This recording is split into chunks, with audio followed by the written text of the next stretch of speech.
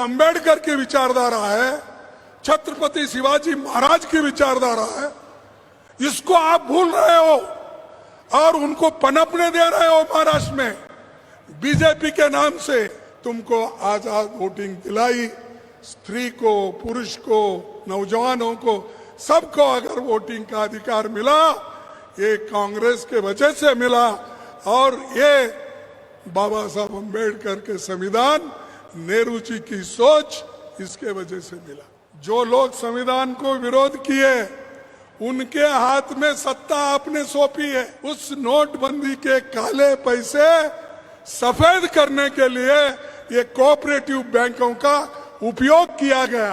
अरे जो लोग तुम्हारे को नजदीक आने नहीं देते थे, पढ़ने नहीं देते थे, पढ़ना है तो मनुस्मृति को लेकर वही पढ़ते थे, दूसरे कोई नहीं पढ़ते थे।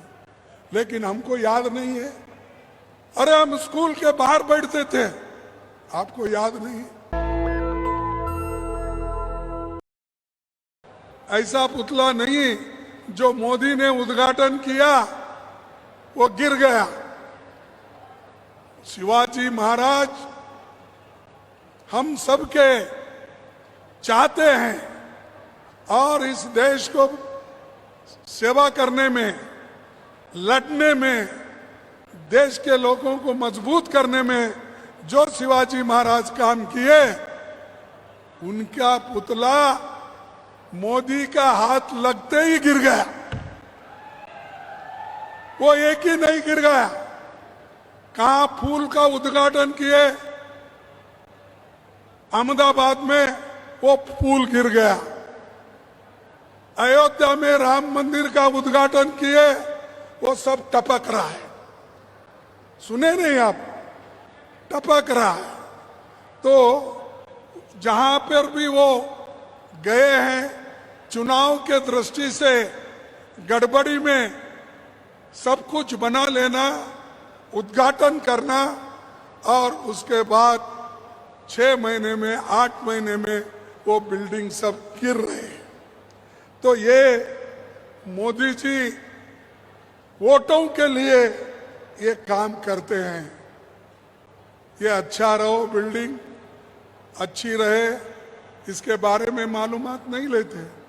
अरे उनके पास सब चीजें तैयार रहती है।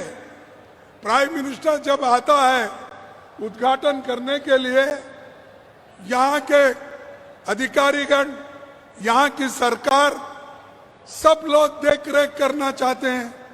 मैं समझता हूं इसमें कोई कमी है तो गड़बड़ी हुई। जो एक तो जिस आर्किटेक्चर ने बनाया,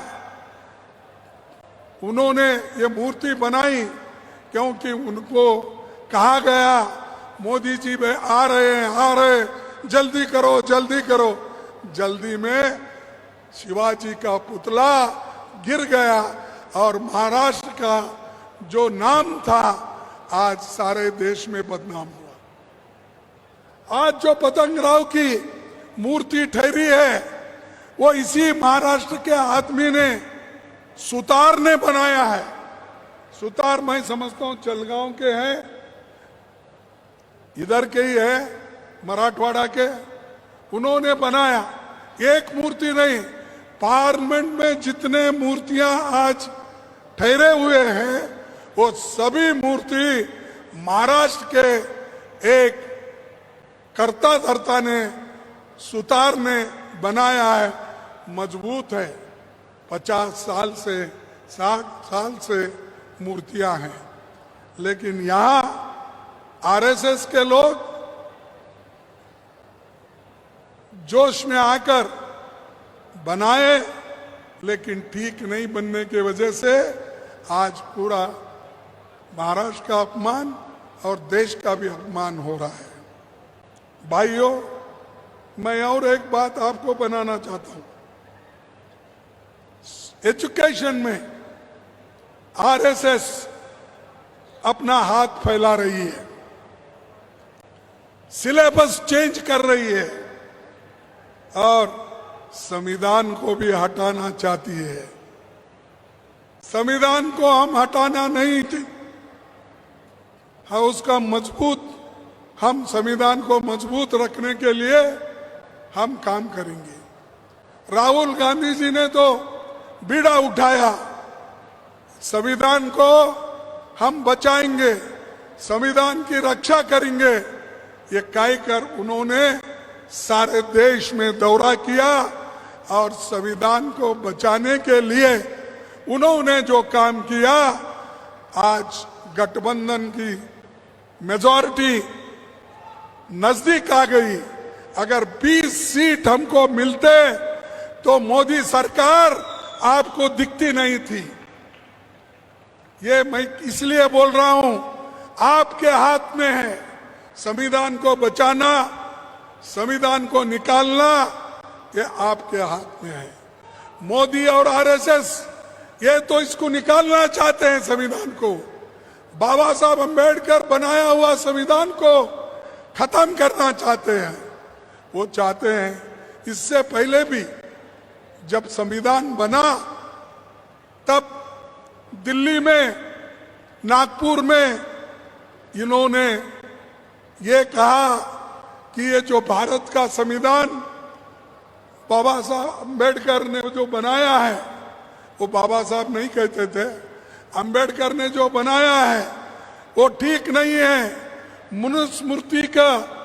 मनुस्मृति में जो कानून है, जो चीजें विचारधारा है, ये संविधान में नहीं है। इसीलिए इस संविधान को हम नहीं मानते। ये कहा, तुम देखिए, पढ़िए।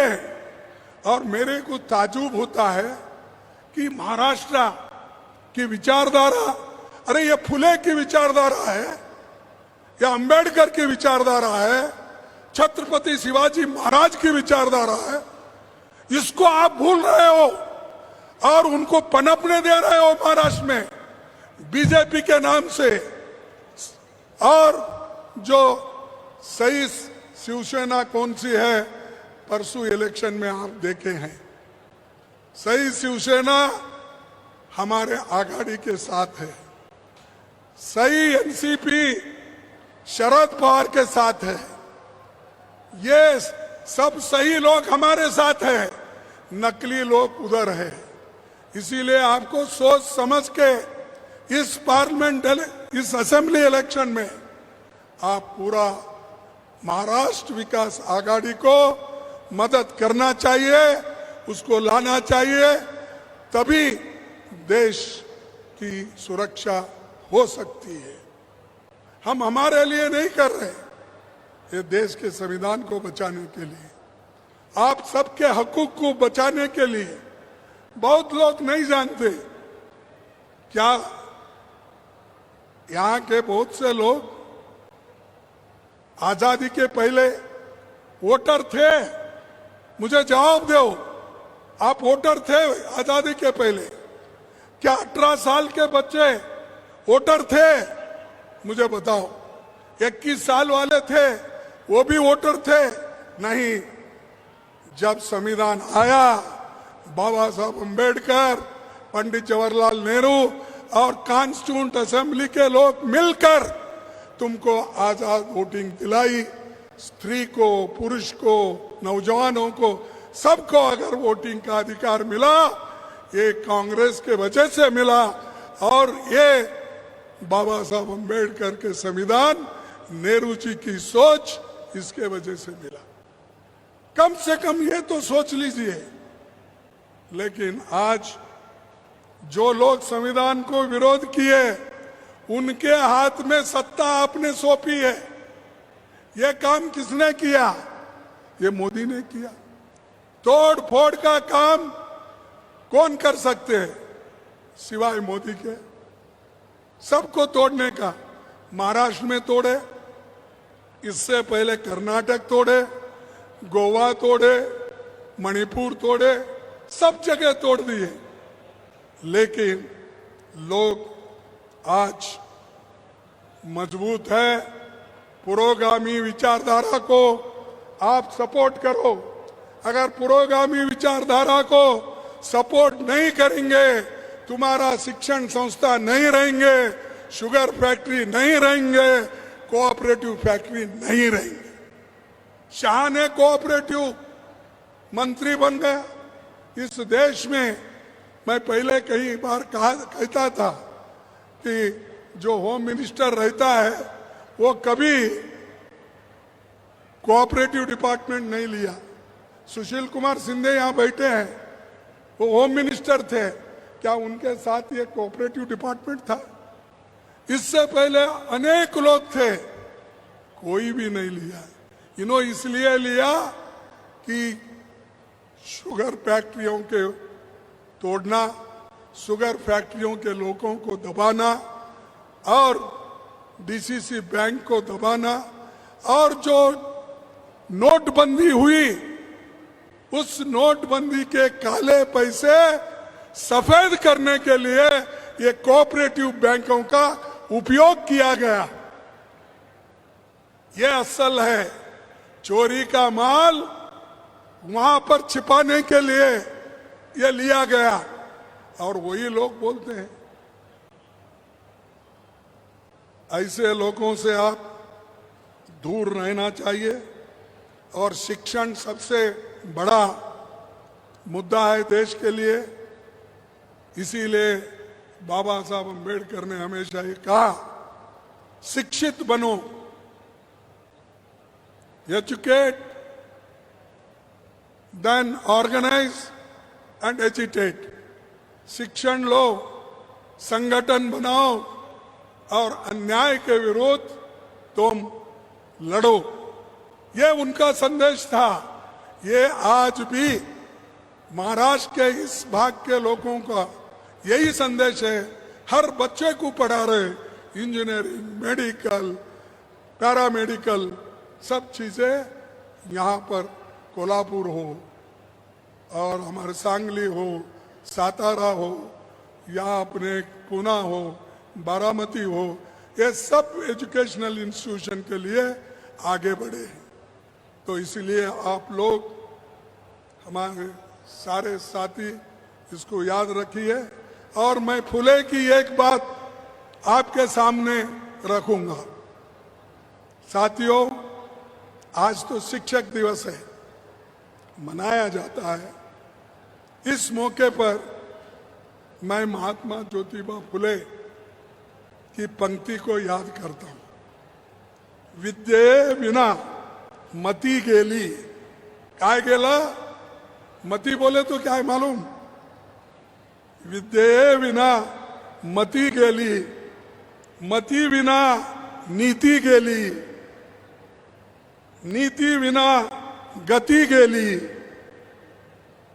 और गति विना वित्त गेले, वित्त विना सूत्र खचले, इतके अनर्थ एका अविद्ये ने केले। यानी जिसके पास विद्या नहीं है वो कुछ भी काम का नहीं है। और विद्या के शूद्रों को नहीं मिला आसानी से। ये संविधान आने के बाद सब शूद्रों ने स्कूल खोला, कॉलेज खोला, इंजीनियरिंग कॉलेज खोला, मेडिकल कॉलेज। इसका तो याद रखिए। अरे जो लोग तुम्हारे को नजदीक आने नहीं देते थे, पढ़ने नहीं देते थे, पढ़ना है तो मनुस्मृति को लेकर वही पढ़ते थे, दूसरे कोई नहीं पढ़ते थे। लेकिन हमको याद नहीं है। अरे हम स्कूल के बाहर बैठते थे, आपको याद नहीं है। आप अंदर अभी आ गए तो आपको नजदीक नहीं बिठाते थे, वो भी आपको याद। फिर क्या याद रखेंगे आप? ऐसा ही राज इस देश में आरएसएस और बीजेपी लाना चाहती है। ऐसे ही राज, ऐसे ही शिक्षा, मनु की शिक्षा विचारधारा को ये शिक्षण क्षेत्र में लाना चाहते हैं। इसके लिए आप मजबूत बनना है। इसके लिए डेमोक्रेसी को आप टिकाना है। अगर डेमोक्रेसी को आप टिकाएंगे नहीं तो समझिए कि हमको बुरे दिन आने वाले हैं। भाइयों, ये जो मैं आपसे कह रहा हूं, ये दिल से कह रहा हूं, क्योंकि हम लोग पिछले का याद नहीं रखेंगे। जो हमारे लिए लड़े हैं, आजादी के लिए लड़े हैं, इनके लिए हमको याद रखना है। और आजादी आने के बाद जो आज मेवा खाते बैठे हैं, उनको आप कहना चाहिए, भाइयों बस मेहनत करा मुर्गा, अंडा खाया फकीर, ऐसा होता है, तुम्हारा बस करो। मेहनत तो अपने लोग किए, कांग्रेस के लोग किए, और जो लोग लड़ते हैं वो किसी को डरते नहीं। अब राहुल गांधी जी ने हमेशा अपनी बात रखने में कभी डरे नहीं और डरेंगे भी नहीं। और पार्लियामेंट में जब उन्होंने बात शुरू की अपोजिशन पार्टी के नेता के रूप में, तब सब कुछ उन्होंने बताया। सब भगवान के साथ उन्होंने बोला शंकर जी कैसे हैं, क्या बोलते हैं, किस विचारधारा के, गुरु नानक कैसे हैं और पैगंबर कैसे हैं। हर नेताओं के, हर जो धर्म के मुखिया हैं, उनके फोटो देखकर सब लोग परेशान हो गए। ये मोदी कभी अपेक्षा नहीं किए थे। मोदी जी हमेशा सिर्फ अपने विचारों से चलते हैं। कैसा दबाना, ईडी में कैसा दबाना, सीबीआई लेकर कैसा दबाना, विजिलेंस को लेकर कैसा करना, ये काम मोदी करते हैं। मैं एक बार पेपर में देखा कि मुझे मालूम नहीं, शाह और मोदी को क्या प्रेम हमारे शरद पवार जी के ऊपर आया मालूम नहीं। एकदम उन्होंने उनको भी पूछा नहीं, सीधा उन्होंने झट प्लस सिक्योरिटी का अनाउंस कर दिया।